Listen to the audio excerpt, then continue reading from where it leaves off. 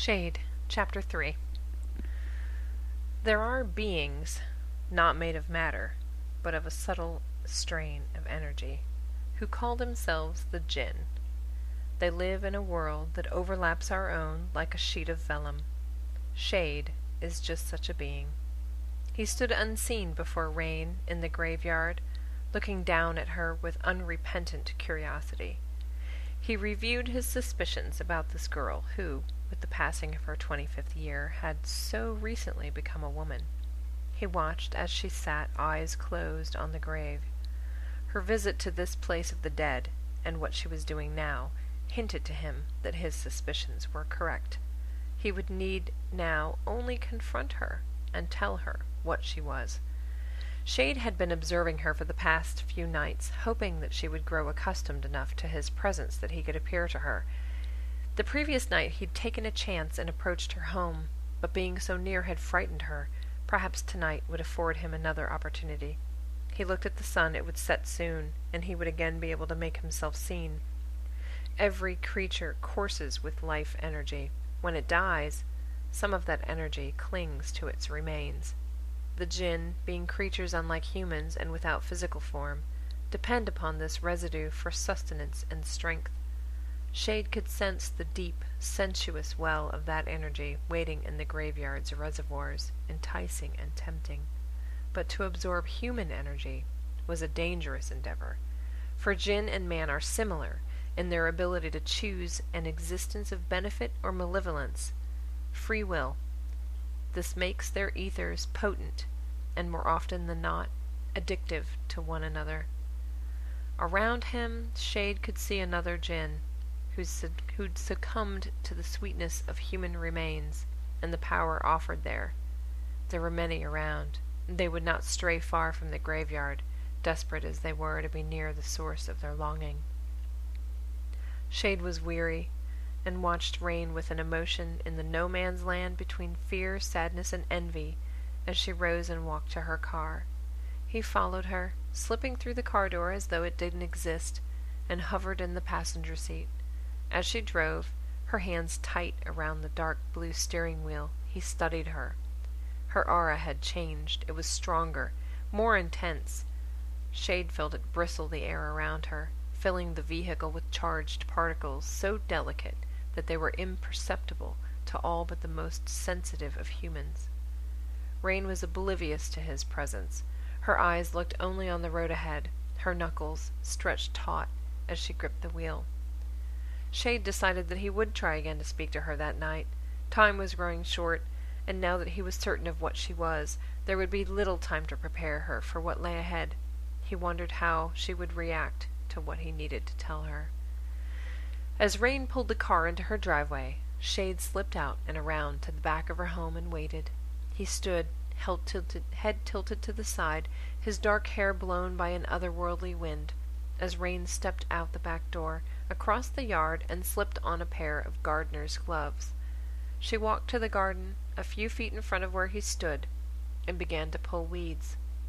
An hour passed, and the sun slipped toward the horizon. It would be nightfall soon. The gloaming crept toward them from the east like a lazy predator. Shade stood at the edge of the garden and waited for dusk. As the sun sank lower, Rain retreated to the patio. She stripped off her muddy gardening gloves and sat, leaning back in one of the molded plastic patio chairs that were arranged in a semicircle on the stones. She looked out at the hayfield and the forest beyond. The sun was large and red, dripping crimson light into the world as the last edge disappeared. Fireflies rose softly from the ground like sparks from a fairy fire, and a breeze swept in off the field. A shimmer at the far edge of the garden caught Rain's attention, and she looked toward it. A man was standing where moments before there had only been empty air. Rain froze. Her breath caught in her throat. Hands on the arms of the plastic chair, fingers curled tightly. He walked toward her, through the garden, but the plants remained motionless as he passed. He slowed his pace as he approached and put his hands out before him, palms facing her in a sign of non-violence. "I'm not here to hurt you, Lorraine." Something about him didn't fit into the world. He seemed like a cut-out paper doll that had been pasted into a picture book. Rain knitted her brow. "You're not real, are you?" "On the contrary, I'm very real. I'm a djinn." "But," she started. He sounded human. His voice had a deep softness to it, and a mild vibrato, like the low notes of a cello. His eyes were grey, and had a slight sadness to them. A straight, prominent nose perched above his lips that curved down at the corners ever so slightly. For someone who's probably a hallucination, she thought. At least he's easy on the eyes. "My name is Shade. I want you to trust me," he said softly. Before Rain could speak or react, he flicked his hand out and touched her forehead with one long thin finger. There was a rush of sound and a flash of light behind her eyes, and her back arched as she slid forward in the chair. A barrage of thoughts and images pricked at her consciousness. Preconceived ideas shattered somewhere inside her like so many glass bubbles. Cycles of dark and light, eons and centuries of the world passed by her in such rapid succession as to be a single starlit moment that hovered within the suddenly clear, deep realm of her being. And she knew. She knew that Shade was a djinn, one of a race of beings whose existence long predated man's.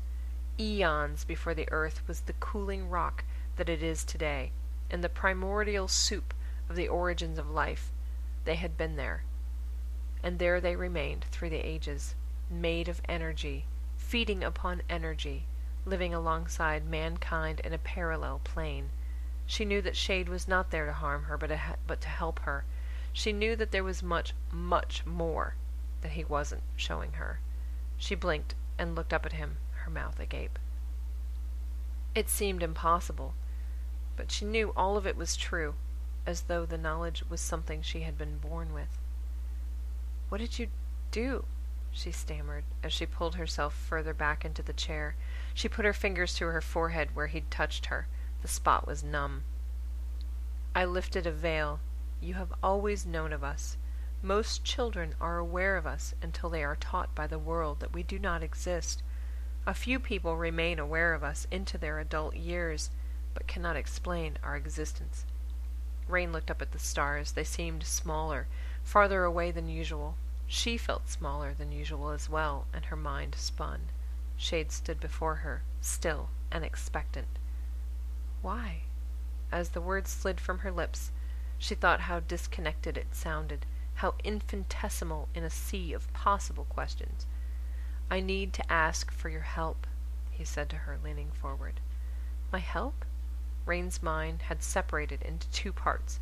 One part felt fine and understood that this was happening, and that it made perfect, legitimate sense. The other part wanted to run screaming into the house.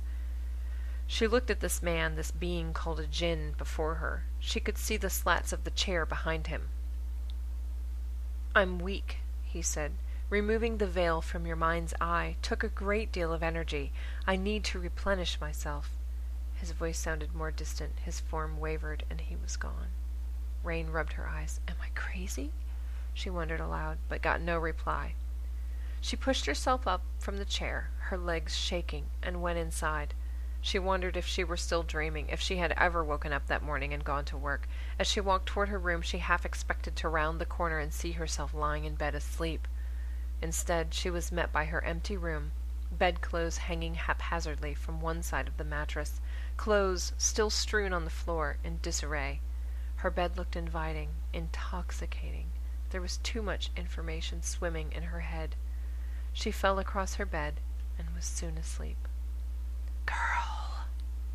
A whisper curled itself around Rain's eardrums, slick as crude oil and twice as dark, rivaling around her mind, seeping into the cracks and filling her with a cool, smooth darkness. She pushed at it, driving it away. "Girl!"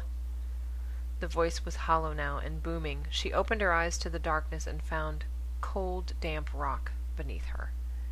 Only the sound of her breathing echoed emptily. The space around her felt large and empty. Sitting up, she strained to look around. There was laughter, low and mocking. It bounced around in the blackness. One second it seemed to be near her ear, tickling the hairs on her head. The next it sounded miles away. She could still see nothing but black, and feel only the stone beneath her. Sharp, cool air, tinged with limestone and mustiness, drifted past. She sat up, wrapping her arms around her knees, and pulled them to her chest to keep warm. "Am I dreaming?" she wondered to herself, and the words came out aloud. "The dream world is no less real than the waking one," the voice replied. The laughter danced around again, and Rain gritted her teeth, searching desperately for a variance in the darkness. As though someone had pulled a blindfold from her eyes, the cavern was simply and suddenly lit. Rain's eyes focused on the man who stood before her. He was the same white-haired man from her previous dream. Below his robes he was barefoot on the cold stone floor. She was again struck by his uncanny beauty. She remained crouched and watched the man as he stood, arms crossed before his chest, looking at her calmly with a slight smile. "Really, daughter of woman, there is no need for you to fear."